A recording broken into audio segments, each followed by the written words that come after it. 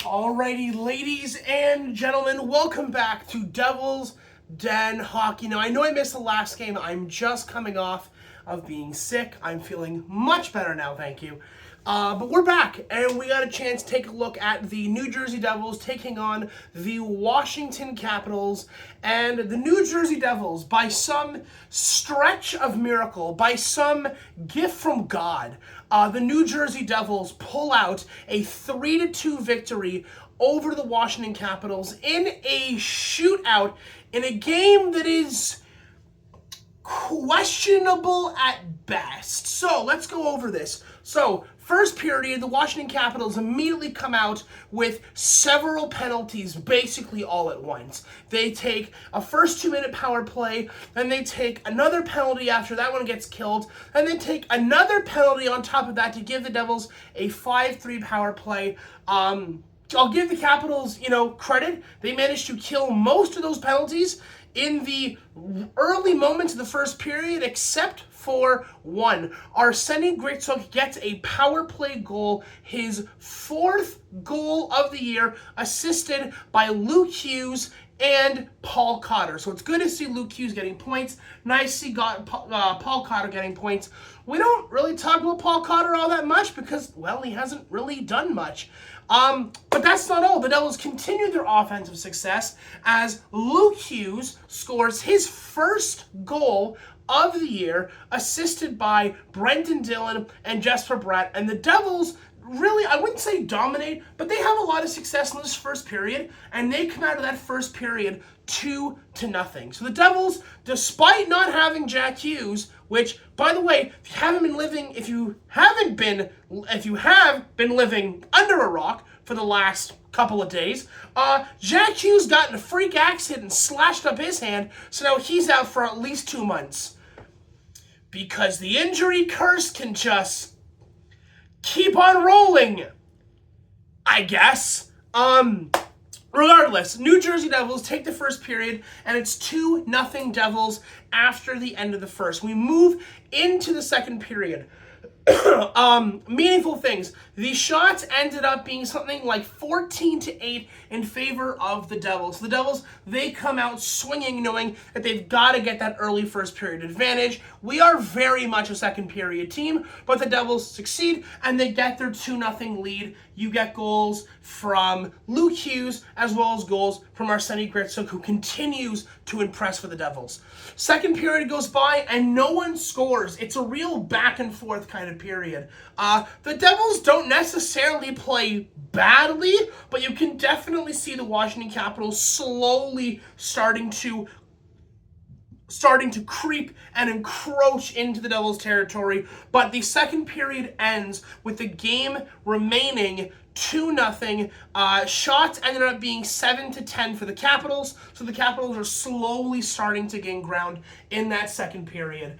Then we go into the third. And like a lot of the videos we've already made this year, the third period was complete trash, complete dumpster fire.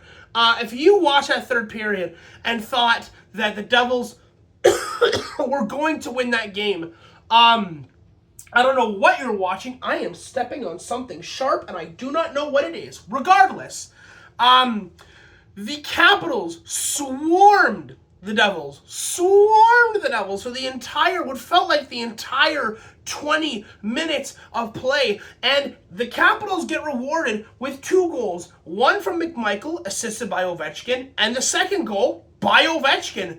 Our defense looked horrible in that third period. We couldn't clear a puck. We couldn't pass a puck. We couldn't do anything without the Capitals being able to suppress and just out-hit the Devils constantly. Credit where credit is due, okay? The Capitals, I've talked about how the Hurricanes in the past, how it feels like their offense is wave after wave after wave of offense. With the Capitals, it feels like the minute you touch the puck, you're getting bodied by somebody. Which is crazy because the Devils are usually the ones doing that. The Devils have some of the highest hit counts, not only this year, but also last year, where we finished as like the top 2 or 3 teams with the most amount of hits in the NHL.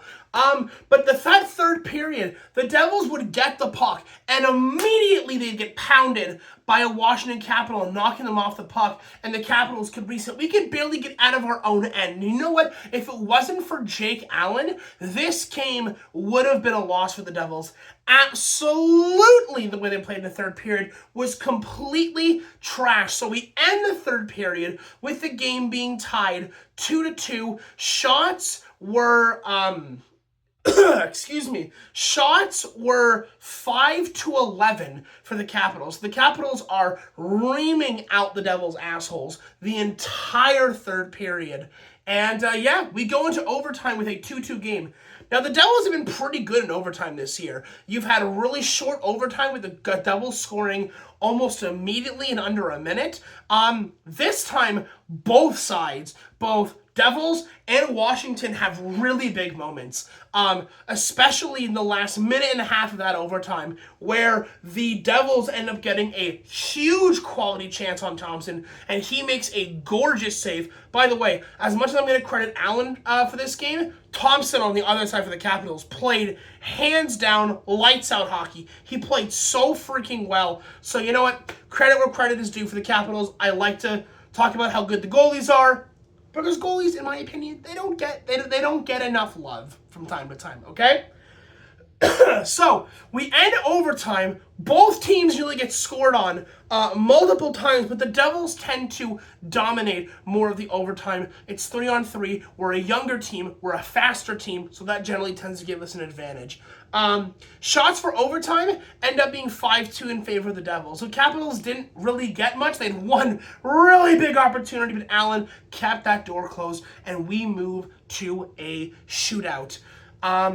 It only took 3 rounds. It took 3 rounds of really bang, bang, boom. Washington comes up. They send their first skater down the ice, and they score on Allen. It's a nice goal. New Jersey responds. They can't get a goal. Washington goes back up. Allen shuts the door.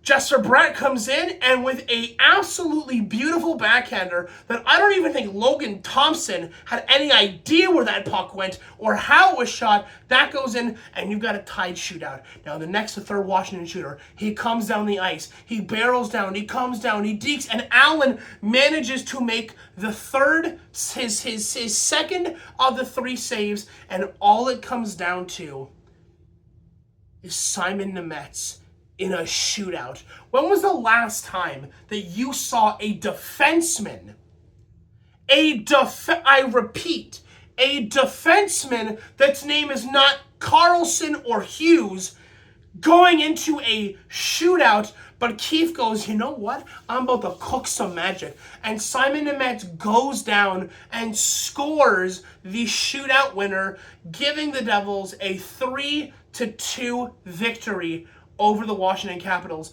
It is a huge 2 points. Now, in previous videos, I've talked about how you cannot lose to the bottom feeder teams. You absolutely cannot. And you know what? The Devils didn't. They did not have a good third period by any stretch of the imagination. But for the most part, the Devils came out strong. First period was really good. Second period was back and forth. But it wasn't like a blowout for the Capitals until the third period. And again, Allen played tremendously. Everyone right now is having to step up, okay? Every single person. Because right now, your bottom pairing for your defensemen are AHL guys. Your third and fourth lines are basically AHL guys. Because let's see, we have Jack Hughes out, we have Dadonov out, we have Glass Brown out, we have, who else do we have out? We have Kovacevic out, we have Hamilton out, we have Pesce out, we have, we literally are bleeding people. And right now, the fact that the Devils are coming into this with basically half your roster injured is huge for the Devils. Where half your roster is AHL guys playing at an NHL level, where everybody else is having to step up in a massive way, is absolutely absolutely huge for the Devils. We are seriously leaning on guys right now like Bratt, like Meyer, like, honestly, Gritsyuk, who literally is a rookie and is having to shoulder the burden of the injuries and is going out there night after night after night and is keeping it and is keeping the Devils in it every single game. And he's not bad in any element of the ice. He's played surprisingly well defensively for a forward who's only in his first year in the NHL. Let's remember, this is his first year in the NHL. He's gonna get better. This is just the entry level. He's only going uphill from here, right? You're looking for guys like Mercer to continue his hot streak. You're hoping to God that Timo Meier does something. And it's not that he hasn't, but it feels like he had a really good first 5 or 6 games. And then we haven't really heard from him in a while, so hopefully he steps up. Look, I'm gonna say what Sheldon Keefe said after the Nemec hat trick, okay? Keefe gives a post-game interview after Nemec scores his hat trick, and he basically, without saying it, turns to his forwards, points at Nemec, and goes, take notes, because our scoring from our forwards has been lacking as of recently, right? Where you're seeing a lot of games having to go to overtime because the Devils either can't close out games or can't score more than like 1 or 2 goals in a single game. We need that offensive spark.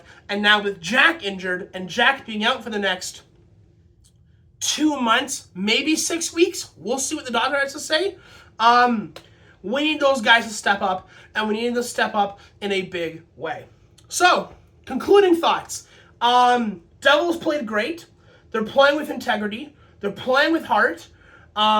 Everyone is stepping up, from third line to defenseman to Gritsyuk, who again, rookie guy, he's doing his best out there. His first year in the NHL, and I'm going to say it, Gritsyuk is kind of pulling his weight more than some of our other forwards. Yes, I'm looking at you, Timo Meier. Simon Nemec is stepping up in a huge way. Luke is contributing. Like, when you're, like, look, I'm going to say this. Simon Nemec had more goals in one game than Timo Meier has had in his last 5, is all I'm going to say. And I'm not trying to shit on Meier. I'm not. But it feels like he has such a on-again, off-again, where he either is on fire or he contributes nothing. Regardless, that's going to wrap it up for me. I can feel my voice going. Like I said, just recovered from being sick. So, first video back. I apologize if my voice is not the greatest. Anyways, on that note, guys, take it easy, and I will see you in the next one. Adios.